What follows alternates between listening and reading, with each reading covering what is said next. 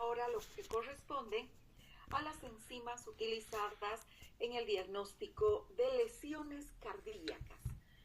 Bueno, como estamos en segundo, entonces vamos a considerar que todas las lesiones son infarto agudo de miocardio. Pero recalco que estas enzimas son utilizadas para el diagnóstico de lesiones cardíacas. ¿Por qué son importantes las enzimas cardíacas? Estas enzimas cardíacas son biomoléculas que se encuentran presentes en las células miocárdicas y que participan de funciones metabólicas que son, obviamente, estamos hablando del corazón, vitales. Dentro de estas funciones destacan, por ejemplo, la contracción muscular y la producción de energía. Cuando se produce una lesión en las células cardíacas, como un infarto agudo de miocardio, entonces estas enzimas van a ser liberadas hacia el torrente sanguíneo como consecuencia de la ruptura de las membranas celulares. Entonces, el análisis de estas enzimas va a permitir a los médicos detectar y cuantificar el daño cardíaco de una manera rápida, entre comillas, porque van a ser mucho más lentas, obviamente, que las alteraciones en el electrocardiograma, y por lo tanto van a permitir tomar decisiones clínicas urgentes que pueden salvar la vida de los pacientes. Entonces, vamos a ver qué es lo que sucede con estas enzimas. Aquí tenemos un esquema del algoritmo clínico de todo lo que se conoce como síndrome coronario agudo. Entonces, cuando se sospecha de un paciente con cualquier tipo de lesión cardíaca, que se caracteriza por dolor torácico o posiblemente disnea, mareo o pérdida de la conciencia. Entonces se va a hacer una breve anamnesis, una exploración física y lo primero que se tiene que realizar es un electrocardiograma. Ustedes en fisiología van a ver cómo se interpreta el electrocardiograma. Entonces, ¿qué es lo que tenemos? Podemos tener un síndrome coronario agudo con elevación de lo que se conoce como la onda ST. Entonces, en este caso, lo que se va a tener es un infarto de miocardio con elevación de la onda ST. Y el tratamiento directamente, ya se ha confirmado el infarto con el electrocardiograma, va a ser el tratamiento de reperfusión, es decir, el tratar de desbloquear la arteria obstruida. Obviamente este tratamiento debe ser lo más rápido posible y al paciente se lo va a hospitalizar. ¿Qué pasa si es que el electrocardiograma sale normal o inespecífico? Es decir, que no hay esta elevación en la onda ST. Entonces aquí tenemos una posibilidad de que se trate de una arritmia o de una angina inestable o que se trate de un infarto de miocardio, pero sin elevación de la onda ST. Entonces, en este caso, se va a repetir el electrocardiograma y se va a hacer la determinación seriada de los marcadores cardíacos durante por lo menos 24 horas. Entonces, estos marcadores cardíacos son los que los vamos a estudiar ahora. Entonces, ¿cuáles podrían ser los hallazgos? Si son positivos, entonces aquí se diagnostica ya una angina inestable o un infarto agudo de miocardio sin elevación de la onda ST. En este caso, el tratamiento también es hospitalización y dar el tratamiento adecuado al caso. Si es que todas las pruebas fueran negativas, entonces se va a descartar de forma eficaz el síndrome coronario agudo y el paciente puede haber tenido un episodio, no sé, de una isquemia cardíaca o una prueba. Y para este caso lo que hay que hacer es realizar una prueba de esfuerzo. Si es que la prueba de esfuerzo da positiva, entonces hay que darle un tratamiento adecuado y si da negativa, pues ya se le da de alta al paciente. Entonces, para eso es que se solicitan estas enzimas cardíacas. Uno, para el diagnóstico de infarto agudo de miocardio. Dos, para realizar un pronóstico y para determinar lo que se conoce como la estratificación del riesgo, es decir, clasificar a los pacientes en grupos de alto, de mediano o de bajo riesgo. Y tres, para hacer un seguimiento de la evolución y la detección rápida en caso de que hubiese un segundo infarto. Muy bien. ¿Cuáles son las enzimas que van a ser utilizadas para el diagnóstico de infarto? En primer lugar, tenemos al aspartato aminotransferasa. Ya habíamos hablado de esta enzima. Es una enzima que tiene 3 localizaciones. Tiene una localización hepática, tiene 3 isoenzimas, tiene una isoenzima hepática, tiene una isoenzima miocárdica y tiene una isoenzima muscular esquelética. Vamos a hablar ahora específicamente de la isoenzima cardíaca. Esta isoenzima cardíaca, aunque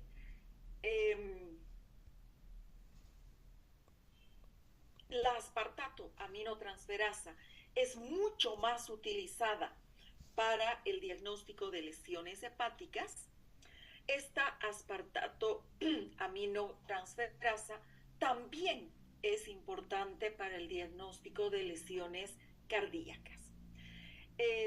Al igual que lo que sucede en el hígado, esta presenta 2 localizaciones dentro de la célula cardíaca y tenemos la fracción citosólica y tenemos la fracción mitocondrial. Entonces, la localización específica es en el citoplasma de los cardiomiocitos y en las mitocondrias. ¿Qué significa? Cuando es liberada la fracción citosólica, entonces va a ser como consecuencia de un daño leve o una elevación precoz de un infarto agudo de miocardio. Mientras que si se eleva la fracción mitocondrial, esto significa una liberación como consecuencia de la necrosis, una necrosis celular que puede ser severa. El corazón, de manera ya específica, tiene una proporción considerable de aspartato aminotransferasa mitocondrial. Por lo tanto, en el infarto agudo de miocardio se va a observar una liberación de ambas fracciones, tanto de la citosólica como de la mitocondrial. Sobre todo si el daño cardíaco es extenso. Entonces, vuelvo a repetir, la aspartato aminotransferasa no solo se utiliza para el diagnóstico de lesiones hepáticas, sino también para el diagnóstico de lesiones cardíacas. ¿Cuál es el comportamiento? ¿Cuál es la cinética enzimática en el infarto agudo de miocardio? Comienza a aumentar alrededor de las 6 a 12 horas después de que se ha iniciado la sintomatología cardíaca. Presenta un pico máximo alrededor de las 24 a 36 horas y regresa a valores de referencia entre el tercer y el quinto día. Aunque la aspartato aminotransferasa no es específica del miocardio, porque se presenta también en la musculatura esquelética y en el hígado, su liberación temprana y esta cinética enzimática es muy útil. Se eleva, tiene algunas desventajas. En el infarto agudo de miocardio, su elevación es paralela con la creatinfosfocinasa, que la vamos a estudiar enseguida. En el reinfarto se puede observar una nueva elevación, quiere decir que la enzima estaba subiendo, comienza a descender y si tenemos un nuevo pico, entonces esto se trata de un segundo infarto. Entonces en los reinfartos se puede observar una nueva elevación o incluso puede haber llegado a valores de referencia y tenemos una nueva elevación. Quiere decir que hay un segundo infarto. También se eleva en las miocarditis severas, en las cirugías cardíacas o en los traumas torácicos, puede ser como consecuencia de accidentes automovilísticos, sobre todo el volante golpea el tórax o el cinturón de seguridad sin que haya un infarto agudo de miocardio. Entonces es muy importante que siempre realicemos la correlación entre la clínica, los antecedentes que tiene el paciente y las elevaciones de los marcadores bioquímicos. No sé si está comprendido lo que corresponde a la aspartato aminotransferasa.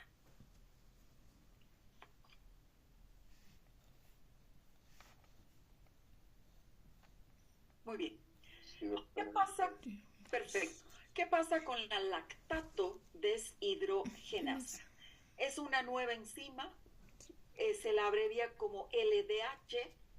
Es una enzima que tiene mucha importancia clínica debido a que esta enzima es una enzima que va a ser muy utilizada en el diagnóstico. Presenta 5 isoenzimas que se las abrevia como LDH1, LDH2, LDH3, 4 y 5. Entonces son enzimas, son isoenzimas que se utilizan en el diagnóstico. La lactato deshidrogenasa es una enzima que se encuentra ampliamente distribuida. Aquí podemos ver corazón, eritrocitos, riñones, leucocitos, pulmón, vaso, páncreas, hígado, músculo esquelético, incluso a nivel de la piel se encuentra la lactato deshidrogenasa.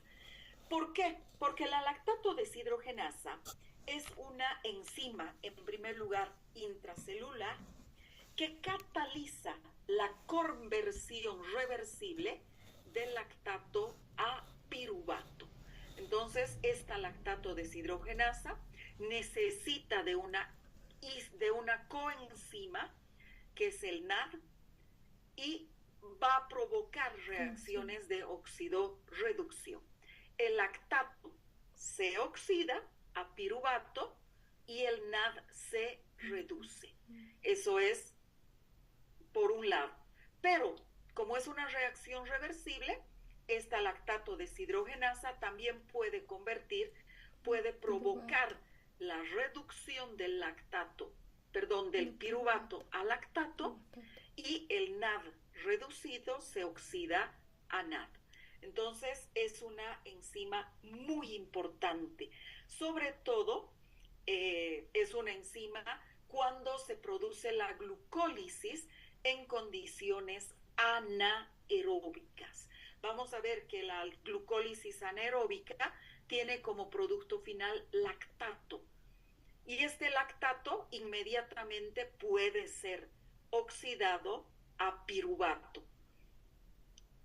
Y este piruvato sale a circulación sanguínea, llega al hígado y en el hígado concluye la glucólisis, ya en condiciones aeróbicas.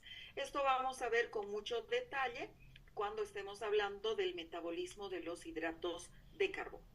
Entonces, esa es la función de la lactato deshidrogenasa y por este motivo es que se encuentra prácticamente en todas las células de nuestro organismo. Las isoenzimas que se encuentran en mayor cantidad, ya las habíamos mencionado, son la LDH1, la LDH2, 3, 4 y 5. La que nos interesa en este caso es la lactato deshidrogenasa isoenzima 1, que es justamente la que se encuentra a nivel de la musculatura cardíaca. Esta lactato deshidrogenasa va a tener una elevación típica en el infarto agudo de miocardio. Va a comenzar a elevarse mucho más tarde de lo que se eleva el resto de las enzimas cardíacas. Comienza a elevarse entre las 12 y las 24 horas después del infarto, es decir, que se eleva mucho más tarde. Alcanza su pico máximo alrededor de las 48 a 72 horas, pero tiene una ventaja, que persiste elevada por hasta 14 días. Entonces, a pesar de que comience a elevarse tarde, también se mantiene tarde. Eso sucede en el primer infarto. Esta lactato deshidrogenasa es mucho más utilizada para el diagnóstico del segundo, si es que este segundo infarto se produce antes de los 14 días. ¿Por qué? Porque como ya está elevada, entonces supongamos que hay un segundo infarto, qué sé yo, 4 días después, el resto de las enzimas ya ha regresado a valores de referencia. Pero como esta sigue elevada, su elevación va a ser muy rápida. Va a ser la primera en elevarse en el segundo infarto. Por eso es que la lactato deshidrogenasa tiene una importancia clínica diagnóstica en el segundo infarto, más que en el primero. Obviamente, aparte de la elevación en el infarto agudo de miocardio, tenemos otras situaciones en las que también vamos a tener elevación. Como proviene una fracción de los eritrocitos, entonces en las anemias hemolíticas vamos a tener también liberación. El mecanismo es la destrucción de los eritrocitos. En los procesos neoplásicos, como los linfomas, las leucemias, los carcinomas, vamos a tener liberación primero por necrosis tumoral o por proliferación, por multiplicación celular exagerada. Dependiendo dónde sea el proceso neoplásico, pues la enzima predominante también va a ser variable. En las hepatitis agudas, como consecuencia de la necrosis hepatocelular, vamos a tener la elevación de la 4 y de la 5. En las pancreatitis, como consecuencia de la necrosis glandular o del proceso inflamatorio, la 3. En los procesos musculares, la rhabdomiólisis, como consecuencia de la necrosis muscular esquelética, la LDH5, y en las enfermedades pulmonares agudas, como consecuencia de lesiones parenquimatosas pulmonares, la LDH3. Vamos a hablar específicamente, al igual que lo estamos haciendo, de la fracción miocárdica. También vamos a hablar de la fracción hepática. Aquí hay un pequeño resumen, vamos a ahondar un poco más en la utilidad de esta cuando hablemos de enfermedades hepáticas, ¿sí? Y vamos a indicar lo siguiente. Si bien la alaninoaminotransferasa y la aspartato-aminotransferasa, que las hemos denominado como las hermanitas, son mucho más específicas del daño hepático, la lactato deshidrogenasa tiene un valor complementario. La elevación de la lactato deshidrogenasa, cuando tiene un patrón isquémico, ¿sí? Va a provocar la elevación de la lactato deshidrogenasa 5. Entonces, en este caso, vamos a tener, aquí está, este es el isquémico en la hepatitis anóxica, que lo va a suceder. ¿Por qué se puede producir una hepatitis anóxica?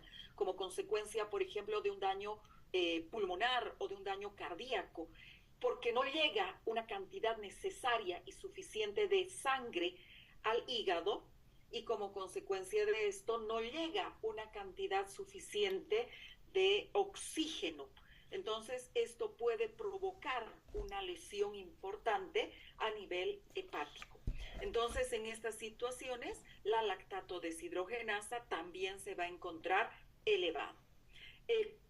En las lesiones hepatocelulares se va a producir también una elevación que va a estar especialmente corroborada si está acompañada de hiperbilirrubinemia y elevación de las otras enzimas. En los tumores hepáticos, en los hepatocarcinomas o en las metástasis hepáticas, también puede elevarse la lactato deshidrogenasa 5. Vuelvo a repetir, esto voy a ahondar un poco más cuando estemos hablando de lactato deshidrogenasa hepática. Otra que es importante es la pulmonar. En este caso, la lactato deshidrogenasa que se eleva es la LDH isoenzima 3. ¿Cuáles son las patologías pulmonares que pueden provocar elevación de la lactato deshidrogenasa? La neumonía, ya sea viral o bacteriana, la fibrosis pulmonar, la neumonitis, causada, por ejemplo, por una hipersensibilidad, un problema de tipo alérgico, la embolia pulmonar aguda, el COVID-19, principalmente en sus formas graves, y obviamente los tumores pulmonares. Entonces, los mecanismos probables para la elevación de la lactato deshidrogenasa y su enzima 3 son necrosis del epitelio alveolar y proceso inflamatorio, remodelado tisular e hipoxia crónica, daño alveolar, isquemia pulmonar y necrosis del parénquima, daño alveolar, liberación por proliferación celular. Entonces, estas serían las causas para que enfermedades pulmonares también produzcan una elevación de la lactato deshidrogenasa. Otra utilidad muy importante de la lactato deshidrogenasa es el diagnóstico diferencial del infarto agudo de miocardio y del infarto pulmonar. Como vamos a ver, o como ya hemos visto, la aspartato aminotransferasa no tiene una isoenzima pulmonar. Y vamos a ver que las otras enzimas, la creatinfosfocinasa, tampoco tiene una isoenzima pulmonar. Entonces, si tenemos la duda que si el infarto que ha sufrido el paciente es de miocardio o es un infarto pulmonar, la lactato deshidrogenasa elevada con valores dentro de valores de referencia de las otras enzimas nos permite realizar el diagnóstico diferencial. Entonces es muy importante también la cuantificación de lactato deshidrogenasa. No sé si está comprendido. Sí, doctora. Muy bien. Y por último, vamos a pasar a hablar de la creatinsinasa, llamada también creatinfosfocinasa. Se la puede abreviar simplemente como CK o como CPK, creatinsinasa o creatinfosfocinasa. En el caso de la creatinfosfocinasa, es una enzima predominantemente citosólica que cataliza también una reacción reversible de conversión de la creatina, que es una proteína, a fosfocreatina. Entonces, es una enzima que necesita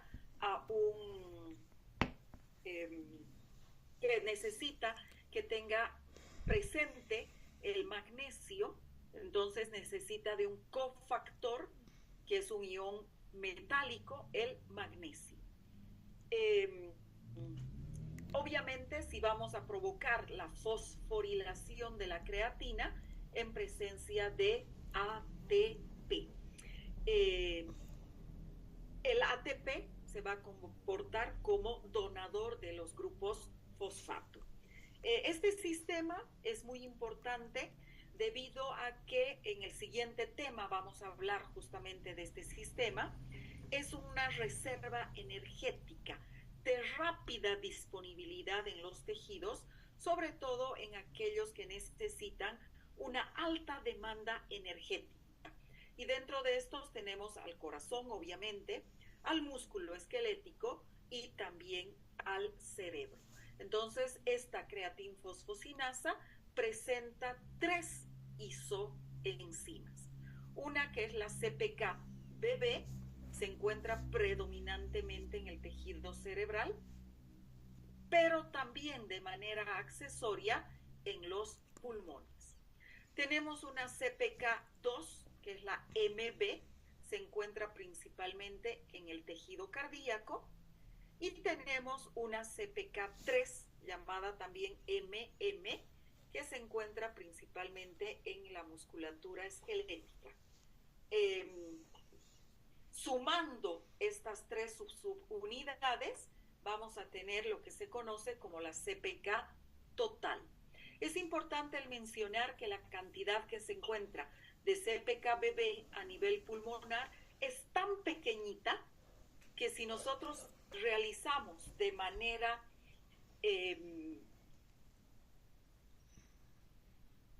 sin lesión pulmonar, si nosotros realizamos una determinación de CPK-BB en suero o en plasma sanguíneo, vamos a tener un valor prácticamente cero.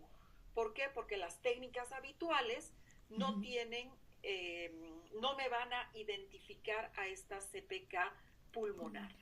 Por lo tanto, la fracción encefálica se encuentra o va a ser cuantificada en líquido cefalorraquídeo.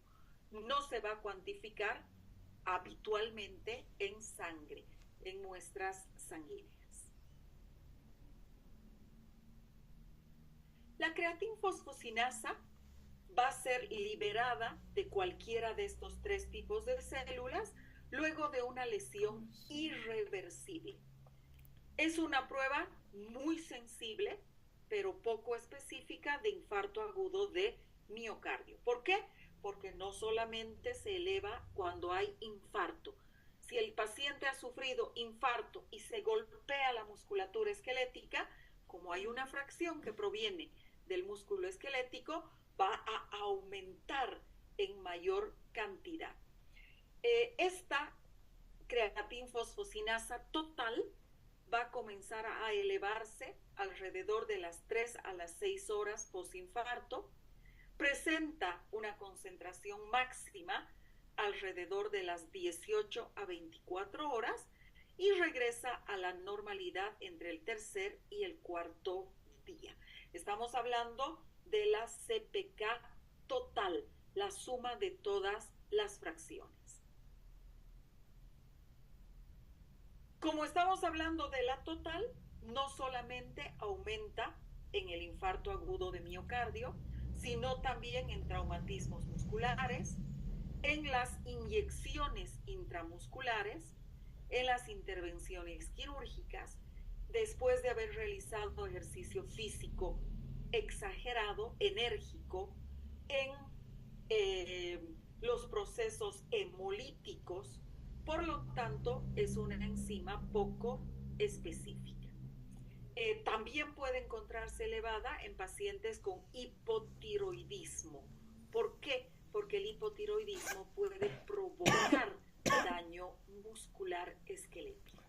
Entonces, es muy importante el determinar cuáles son las condiciones previas de este paciente. Hemos hablado de una isoenzima cerebral, pero esta esta isoenzima CPK-BB se va a encontrar normal cuando los trastornos neurológicos sean motores.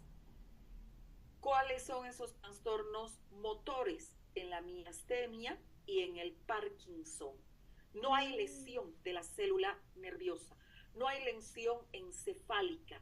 Por lo tanto, los niveles de creatinfosfocinasa isoenzima cerebral son normales. ¿Qué pasa con la isoenzima cardíaca? La CPK-MB es la que se encuentra en el miocardio. La CPK-MB aumenta de manera notable en el infarto agudo de miocardio, de manera progresiva a la extensión de la lesión. ¿Qué quiere decir? Que si el infarto agudo es pequeño, la elevación también va a ser pequeña. Pero si la extensión del infarto es grande, la elevación de la creatinfosfocinasa también va a ser mucho mayor. Aparece cuál es la cinética enzimática. Aquí ya estamos hablando específicamente de la miocárdica. Comienza a elevarse entre las 3 y las 6 horas de iniciado el proceso cardíaco. Alcanza un pico máximo muy rápido entre las 7 y las 12 horas de iniciada la lesión cardíaca. Y desciende también rápidamente, de manera tal que alrededor del tercer día, esta isoenzima miocárdica ya se va a encontrar dentro de valores de referencia. La creatinfosfocinasa, isoenzima miocárdica, también es importante para documentar la reperfusión después de la terapia trombolítica. ¿Qué quiere decir? Que nosotros tenemos un infarto, clínica, electrocardiográficamente comprobado, enzimáticamente comprobado. Entonces lo que vamos a hacer es tratar de desobstruir la arteria lesionada, la arteria obstruida. Entonces, ¿qué es lo que va a pasar con la creatinfosfocinasa isoenzima miocárdica? La enzima estaba elevada, posiblemente estaba comenzando a bajar o estaba elevándose. Entonces, como su pico enzimático es muy rápido, generalmente la terapia de reperfusión se la realiza después de las 7 a las 12 horas. Pero, ¿qué es lo que va a suceder si la terapia ha sido efectiva? Entonces, vamos a tener un segundo pico. Quiere decir que la enzima, que estaba ya descendiendo, va a volver a elevarse. Si es que la terapia es efectiva, entonces se va a tener un segundo pico de creatinfosfocinasa y su enzima miocárdica. Si la terapia no ha sido efectiva, la isoenzima va a continuar descendiendo. Entonces es muy útil esta isoenzima para documentar la reperfusión después de una terapia trombolítica. Entonces hemos desobstruido la arteria y vamos a tener un segundo pico a nivel de la creatinfosfocinasa y su enzima miocárdica. No sé si está comprendido.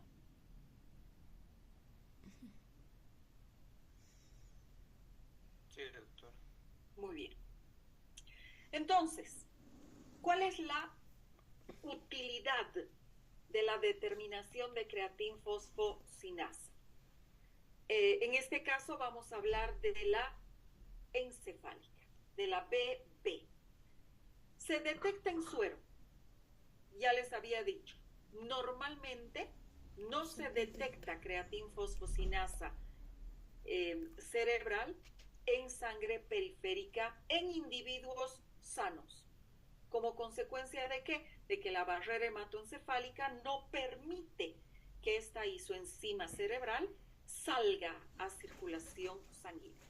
¿Qué significa la presencia de esta isoenzima en sangre? Indica daño tisular con liberación sistémica, traumatismo cráneoencefálico, accidente cerebrovascular isquémico o hemorrágico, neoplasias cerebrales convulsiones generalizadas y prolongadas y encefalopatías hipóxico-isquémicas. Mientras que la detección en líquido cefalorraquídeo es mucho más sensible y específica para el diagnóstico de lesiones estructurales en el sistema nervioso central, hemorragias subaracnoideas, traumatismos severos o meningitis virales. Entonces, en estos casos vamos a elegir cuál de las dos determinaciones se va a realizar. Si el problema es estructural, lesión estructural del sistema nervioso, líquido cefalorraquídeo. Pero si es un traumatismo, un accidente cerebrovascular, entonces se puede hacer la solicitud de CPK-BB en sangre periférica, en sangre, en circulación sanguínea central.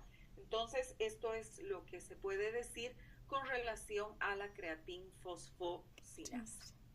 ¿Qué pasa con la creatinfosfocinasa de la musculatura esquelética, la MM? En el músculo esquelético, la creatinfosfocinasa se encuentra en el sarcoplasma y se encuentra asociada a la membrana mitocondrial externa para recibir al ATP recién sintetizado y fosforilar la creatina. ¿Qué función bioquímica cumple? Ya habíamos indicado, y esto lo vamos a reforzar en el próximo tema, actúa como reservorio de energía, proporcionando fosfato de alta energía, quiere decir ATP, para que se regenere el ATP que es utilizado en los músculos como consecuencia de la contracción activa. ¿Cuándo vamos a tener elevación de la CPK isoenzima esquelética? En los procesos de contracción sostenida sin fatiga inmediata. Permite estabilizar la reacción ATP-ADP y regulariza el metabolismo energético muscular.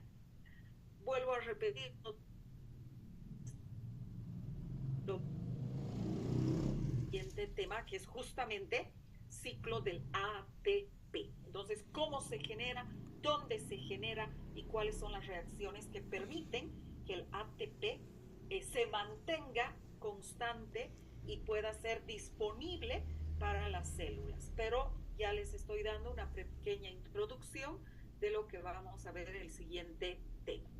Entonces, ¿en qué situaciones, en qué condiciones clínicas vamos a tener elevación de la creatinfosfoquinasa isoenzima muscular esquelética? En la rhabdomiólisis, y hemos indicado que la lesión es una necrosis muscular causada por traumatismos, por fármacos, por toxinas o por esfuerzo extremo. En las distrofias musculares, como consecuencia de una degeneración muscular progresiva, en las convulsiones prolongadas, como consecuencia de el daño que va a provocar al músculo esquelético de la contracción muscular, en los traumas o cirugías musculares, en este caso va a haber ruptura de fibras musculares, y en el ejercicio extenuante, en el que vamos a tener una elevación transitoria, no patológica, pero fíjense, la elevación puede ser muy grande, 10 veces el valor normal. Entonces es importante tomar en cuenta todas estas situaciones antes de realizar un diagnóstico y dar un resultado positivo o negativo con estas enzimas cardíacas. Y para terminar, ¿cuál es la cinética de todos los marcadores? Había hecho una de cuestionar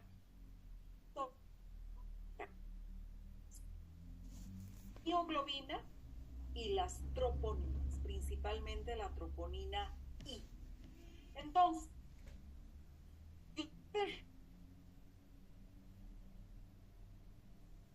elevarse el mioglobina. La luego de un acá se encuentra elevada. Entonces, en elevar es roja es la mioglobina. Primero en elevarse. 24. Doctora, disculpe.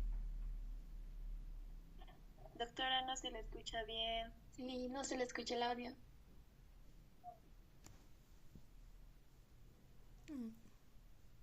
Recording stopped.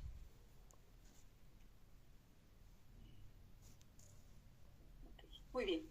Ojalá no se haya perdido la grabación por el corte de energía. Entonces, como les estaba mencionando, nos queda ya solamente esta última diapositiva. ¿Cuál es la cinética que vamos a tener? No solo de las enzimas que acabamos de ver, sino de todos los marcadores cardíacos. Habíamos mencionado que aparte de estas enzimas, teníamos dos proteínas. Por un lado, la mioglobina y por otro lado, las troponinas. Entonces, estábamos mencionando que la mioglobina era la primera en elevarse. Sí. Entre los 30 minutos y los 60 minutos, primera hora de iniciada la sintomatología cardíaca, ya tenemos a la mioglobina elevándose. Entonces, la primera enzima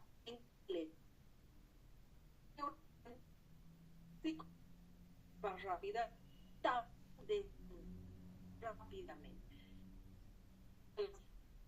La mioglobina ya ha sido completa. La sinasa y su enzima cardíaca. Esta se eleva también rápido, pero no tan rápido como la mioglobina. Comienza a elevarse alrededor de las 3 horas de iniciado el infarto. Alcanza su pico máximo alrededor de las 7 a 12 horas y desciende también rápidamente. Generalmente alrededor de las 48 horas ya está dentro de valores de referencia. Luego tenemos las troponinas y la aspartato aminotransferasa.